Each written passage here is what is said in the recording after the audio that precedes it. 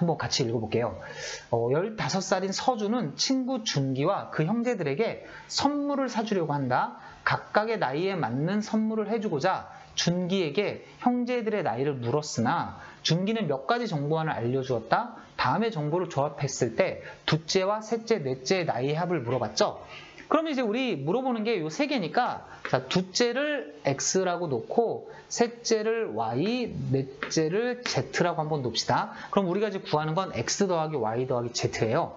자, 근데 이런 유형의 문제들은 대부분 이렇게 조건들이 몇 개 나오거든요. 그럼 여러분들이 자, 요 문자로 나와 있는 걸 빠른 속도로 이제 식으로 전환만 해주시면 실제 계산은 어렵진 않아요. 자, 실제 계산은 어렵지 않으니까 한번 해봅시다. 어떤 조건이 나와 있냐면 셋째의 나이에 곱하기 2를 한다고 했으니까 셋째의 나이가 y니까 2y가 되겠죠? 그래서 2y는 x 더하기 z입니다. 사실 이제 좀 수학 공부를 좀 하신 분들은 이걸 쓰자마자 사실 딱 와야 돼요. 그래서 이게 상당히 이제 중요한 거니까 추후에 설명을 하겠습니다. 일단 별표를 좀 쳐놓으세요. 자, 그 다음에 두 번째 조건을 보면 2년 후 넷째의 나이에 곱하기 2를 했다고 그랬죠. 그럼 2년 후의 넷째의 나이는 z에다가 플러스 2를 하면 되겠죠. 자, 여기다가 2배를 한다고 했습니다. 2배. 자, 그랬더니 둘째와 셋째의 나이 합보다 6만큼 작다. 자, 여기서 실수하시면 안 돼요. 둘째하고 셋째도 2년 후기 때문에 그대로 더해줘야 되죠. x 플러스 2라고 더해주시고, 자, 그 다음에 셋째니까 y 플러스 2라고 더한 다음에 여기다가 6만큼 작다라고 했으니까 자, 양쪽에 어디에 붙여도 되는데 여기다 일단 마이너스 6으로 씁시다. 자, 이렇게 해서 두 번째 것도 식으로 처리가 있고, 자, 세 번째 걸 보시면 준기와 둘째의 나이 차. 자, 여기서 이제 가끔 너무 쉬운 실수를 하신 분들이 있는데 준기가 나이가 안 나와 있다고 생각해가지고 그걸 미지수 또 잡으면 안 돼요. 첫 번째 줄에 보면 15살인 서준이하고 친구라고 했기 때문에 준기의 나이는 우리 15살이라고 생각할 수 있겠죠. 자, 그러니까 준기가 15살이고 둘째는 x가 되죠. 그래서 15-x가 됩니다. 자, 요 차이는 셋째와 넷째라고 했으니까 y-z에다가 1이 더 많다. 그러니까 이 차이가 더 크다는 거죠. 자, 이렇게 이제 구하는 겁니다. 그럼 여러분들이 이제 요 세 개를 연립을 해서 풀어주시면, 자, 해설에도 이게 정리한 것도 나와 있으니까 여러분들이 어렵지 않게 해결이 가능할 거라 생각해요. 그렇게 해서 구해주시면, 자, x가 얼마가 나오냐면 12가 나오고, y가 10이 나오고, z가 8이 나와서 정답이 몇 번이 되냐면 2번 30이 되는 거예요. 근데 요거를 이제 제가 이렇게 계산을 안 해드리는 걸 보면 좀 더 이제 다른 풀이를 보여드리려고 하는 건데, 자, 이건 좀 사실 특수 상황에서 쓸 수 있는 건데 어차피 문제가 그렇게 나왔기 때문에 우리 쓸 수 있는 거죠. 자, 좀 센스 있는 분들은 벌써 감이 오실 텐데 여기 있죠. 바로 2y는 x 더하기 z, 제가 별표를 치고 외우라고 했는데, 자, 요 녀석들은 특수한 단계예요. 여러분들 이제 고등학교 때 배웠던 용어로 생각하면 얘가 등차 중앙이기 때문에 사실 이제 등차 수열입니다. 등차 수열. 등차 수열이기 때문에 x하고 y하고 z가 차가 일정해요. 차가 일정합니다. 차가 일정하고 언제나 이 y가 평균이에요. 평균. y가 평균이기 때문에, 자, 평균입니다. 여러분들이 여기서 메모해 놓을게, 가운데 있는 y는 평균 값이 돼요. 평균 값. 자, 그 다음에 두 번째는 세 개. 세수의 합이 3의 배수가 됩니다. 3의 배수.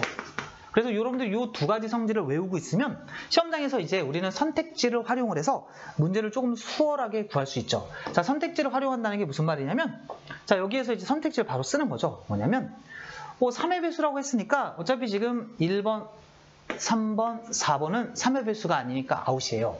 그럼 이제 2번이 이렇게 두 개가 나오죠. 이 두 개를 가지고 이제 3의 배수니까 제가 뭐라고 했죠? 평균이 가운데라고 그랬으니까 바로 한 명이 10이 된다는 뜻이에요. 10.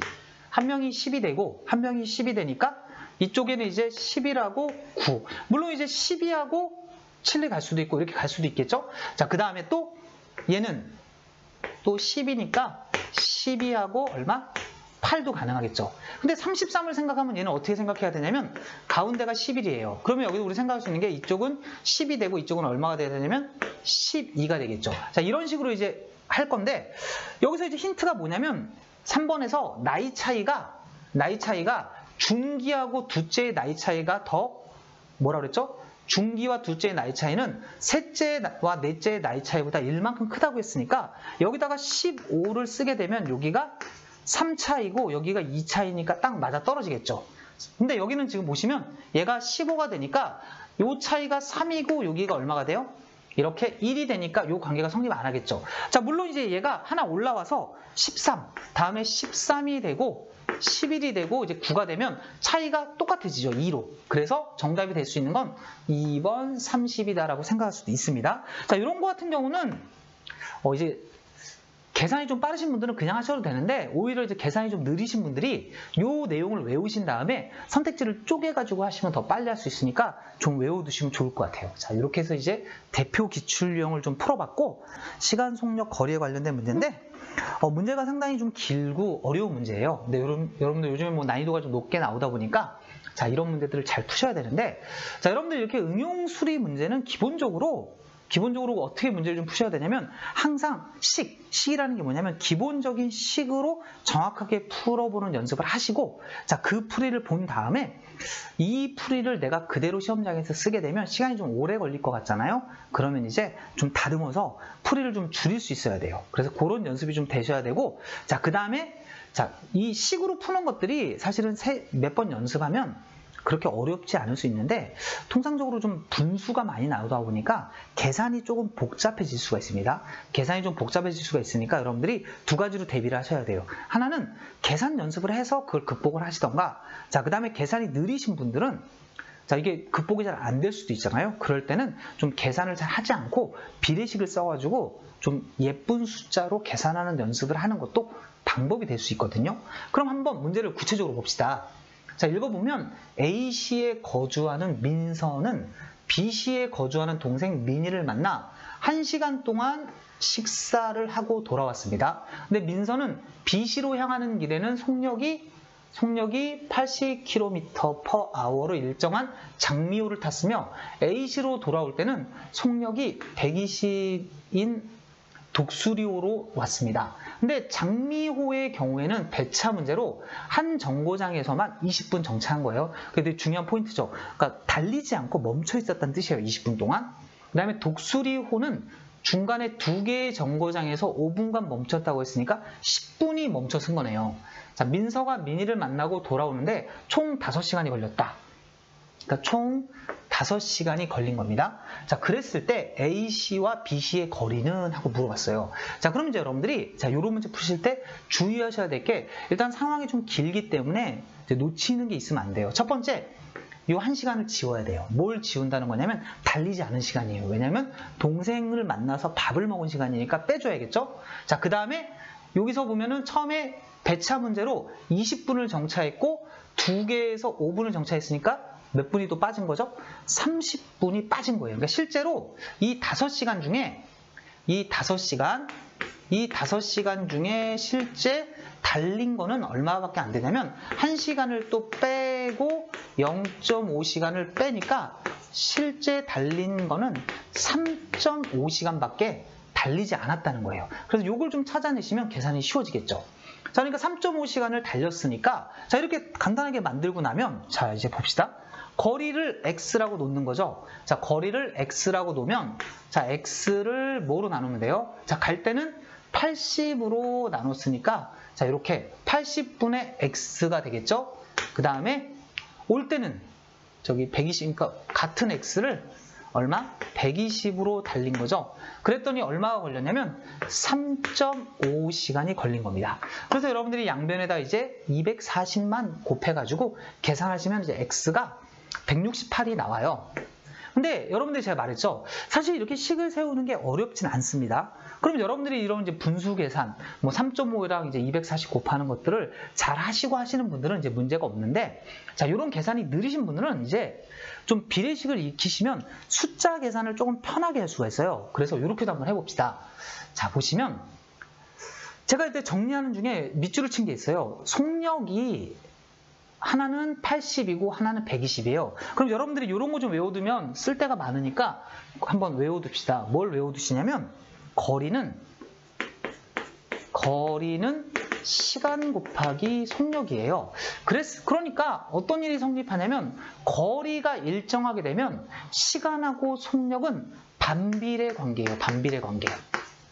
반비례 관계. 자, 거리가 일정하면 시간과 속력은 반비례입니다. 자, 여기 무슨 말이냐면 이게 10이 있어요. 2 곱하기 5가 10인데 똑같이 10으로 일정하다면 요 값이 1이 되면 요 값은 10이 됩니다. 그러니까 하나가 줄어들면 하나는 커져야 되죠. 그래서 여러분들이 요 관계를 반비례 관계. 근데 우리가 시험 시간에는 반비례 관계라는 것보다 교차, 즉 크로스라고 외워주시면 돼요. 크로스. 한번 써볼 테니까 보십시오. 자, 요걸 이제 비례식을 이용해서 풀면 이렇게 푸시면 되는데, 이거는 근데 비례식을 쓰시려면 좀 숙달을 하셔야 돼요. 왜냐면 숙달을 하지 않으면 사실 아까 제가 그 풀어드린 것과 크게 차이가 없어요. 그러니까 머릿속에 완전히 들어간 상태에서 읽으시면서 속력이 80하고 120이야? 그럼 머릿속에서 약분이 돼서 2대 3, 즉 속력의 비가 2대 3이라는 거예요. 이거 제 머릿속을 지금 보여드리는 겁니다. 자, 속력의 비가 2대 3이다. 그러면 여러분들 제가 아까 크로스라고 그랬죠. 속력의 비가 2대 3이면 시간의 비는 몇 대 몇이 되냐면 3대 2가 됩니다. 3대 2. 근데 제가 지웠지만 우리 아까 3.5시간이라고 했잖아요. 3.5시간. 총 쓴 시간이 3.5시간을 쓴 거니까 자, 3.5시간을 3대 2로 나눠 갖는 거예요. 3대 2로 나눠 갖는 거니까 자, 요게 5로 나누면 7이잖아요. 7. 그러니까 얘가 2.1시간이 되는 거고 2.1시간 얘는 얼마가 되냐면 1.4시간을 쓴 거예요. 자, 그러니까 여러분들 요 80하고 2.1을 곱하면 계산 편하죠. 168이라고 바로 나오잖아. 그래서 정답이 4번이 되는 겁니다. 자, 그래서 여러분들이 계산이 좀 느리신 분일수록 이렇게 비례식을 쓰시면 계산을 상당히 빨리 할 수 있어요. 근데 지금 말했지만 비례식이 완전히 몸에 이어있지 않으면 생각보다 빨리 튀어나오지 않습니다. 그러면 여러분들이 쓸 수가 없기 때문에 꼭 비례식을 연습을 하신 다음에 쓰셔야 돼요. 자, 문제의 13번 문제 한번 보세요. 13번 문제를 보시면 여기에서 이제 아까 앞에서 정리해 드렸던 식을 사용할 수도 있고요. 남학생 수가 누가, 여학생 수가, 뭐가 어떻게 해서 뭐에 비해 늘었고 줄었고 몇 퍼센트 늘었고 줄었고 이런 얘기. 자, 그러면 남학생 수는 전년 대비 15% 감소했고 여학생 수는 전년 대비 20% 증가했대요. 전체 학생 수는 전년 대비 10명 증가했대요. 자, 남학생 수를 보통 우리가 문제를 푸실 때도 마찬가지예요. 품과 동시에 밑에다가 따로 쓰는 이런 그 시간의 여유가 없기 때문에 항상 문제지를 활용하셔야 돼요. 그래서 남학생 수가 전년도 남학생 수가 X고 전년도 여학생 수가 Y야? 그러면 남학생 수는 지금 전년 대비 15%가 감소를 했네. 여학생 수는 전년 대비 20%가 증가를 했네 라고 빠르게 식을 세우고 그 다음에 전체적으로 남학생, 여학생이 전년에 남학생, 여학생 수고 거기다가 올해는 10명이 늘어났다는 거예요. 그쵸? 예, 이게 올해 명수가 늘어났다는 얘기고 그 다음에 또 하나 식을 얻을 수 있는 거는 땅땅땅. 그 다음에 여학생이 남학생보다 15명이 더 적었다는 거예요. 작년에 여학생이 Y인데 Y가 작년에 남학생보다 15명이 적었으니까 결과적으로는 이렇다는 식을 하나 얻은 거죠. 그쵸? 예. 자, 그래서 결과적으로는 아까 이렇게 지금 올해의 남자, 여자예요. 그래서 근데 결과적으로 그게 작년보다 10명이 늘어났다는 거기 때문에 이렇게 식을 하나 완성을 할 수 있어요. 자, 여거 문제는, 여거 문제가 아니라 이 문제는요. 계산하는 걸 한번 보여줄게요. 왜냐면 이런 문제를 계산할 때 굳이 여기서 0.85x, 1.2y 이렇게 하지 말고요. 예. 그러지 말고 여기가 x 0.15x 더하기 y 0.2y x 더하기 y 이꼴 10이 돼서 요걸 보여주려고 그랬어요. 요걸 빨리빨리 없애버려서 얘와 얘를 연립하는 게 훨씬 수월하다는 거죠. 그쵸? 예, 그래서 여기에서 바로 밑으로 내려볼게요. 마이너스 0.15x 0.2y가 10. 그쵸? 그 다음에 x 마이너스 y가 15가 돼서 요거를 푸는데 뭐 푸는 요령들이야. 예, 그렇게 할 수 있지만 그래도 가급적 이렇게 한번 해보는 걸 보는 거고요. 자, 일단 여기에 배꼽해서 계산하는 그건 생략을 하고요. 245명이 나와요. Y가. 근데 중요한 거는 자, 여기서 지금 우리한테 구하라고 하는 건 올해의 여학생이에요. 그쵸? 이건 작년의 여학생이고 작년 여학생은 작년 대비 올해는 20%가 늘었어요. 자, 여기에서도 마찬가지예요. 계산하는 방법을 20%면 얼마야? 245에 1 플러스 0.2에서 이렇게 계산하는 습관을 하지 말라는 거죠. 그쵸? 예, 그래서 그러지 말고 중요한 건 10%로 쪼개내는 거예요. 24.5명이에요. 24.5명이기 때문에 10%가 20% 자체는 24.5명이니까 49명인가요? 그쵸? 그러니까 여기에 10%가 24.5명이기 때문에 20%는 49명이죠. 여기다 이거 49명을 더하면 294명, 4번이 나와요. 됐죠? 자, 언제나 기본적인 값의 계산을 빨리 할 때 퍼센트를 딸 때 전체냐, 늘어난 것만이냐, 전체냐, 줄어든 것만이냐 이지만 계산을 할 때 이렇게 너무 이런 암산에 연연하지 마시고 계산을 좀 빠르게 정확하게 할 수 있는 방법을 해보자라는 얘기였고요. 일단 아래 제시된 전제를 통해 도출되는 결론으로 옳은 것은 하고 물어보고 있습니다. 자, 명제에서는 기본적으로 대우명제에 관한 구조와 꼬리 물기를 통한, 그래서 3단 문법이죠. 그런 것들을 통해서 참거짓을 유형을 판단해 보시면 되고요. 여기 대표 문제와 관련해서 지금 어떤이라는 것과 모든이라는 것, 정원 명제에 해당하는 이런 표현들이 나왔을 때 우리는 어떻게 판단할 것이냐. 당연히 이제 벤 다이어그램으로 포함 관계를 따져가면서 판단하는 게 수월하니까 그 방법을 써보도록 하겠습니다. 전제 첫 번째, 발레를 좋아하는 어떤 사람은 현대무용을 좋아한다. 자, 어떤 사람이 등장하게 되면 발레를 좋아하는 사람들의 모임과 현대무용을 좋아하는 사람들의 모임 간의 관계를 이렇게 일정 부분 교집합이 생기도록 벤 다이어그램을 그려주시면 되겠습니다.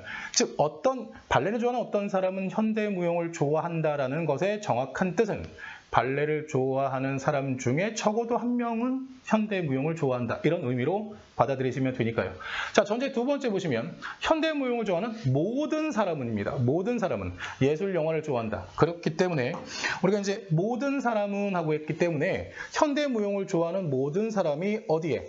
예술 영화에 포함되도록 이렇게 벤 다이어그램을 그려주셔서 지운 여부를 판정하시면 될 것 같습니다. 자, 선택지의 내용을 보시면 두 번째 한번 볼까요? 발레를 좋아하는 어떤 사람은 예술영화와 현대무용을 좋아한다. 여기 어떤 사람은 당연히 현대무용을 좋아하면 예술무용도 좋아하는 것은 당연하게 따라가는 부분이죠. 그래서 정답이 2번이다. 이렇게 찾아내시면 되겠습니다. 자, 대표 기출 유형을 살펴볼게요. 어느 지역의 상권에 A부터 F까지 6개의 브랜드가 입점하려고 한다. 이들 브랜드는 조건에 따라 시너지 효과와 반감 효과가 생기는데요. A 브랜드가 입점하는 것은 확정입니다. 그러면 A 브랜드는 입점했구나. 확정이 됐고요. 반감 효과가 생기는 브랜드 입점하지 않고, 반감 브랜드는 생기는 브랜드는 입점하지 않습니다. 모든 브랜드가 시너지 효과를 얻도록 입점시키려고 한다면 최대, 여기서 이제 핵심 포인트는 뭐예요?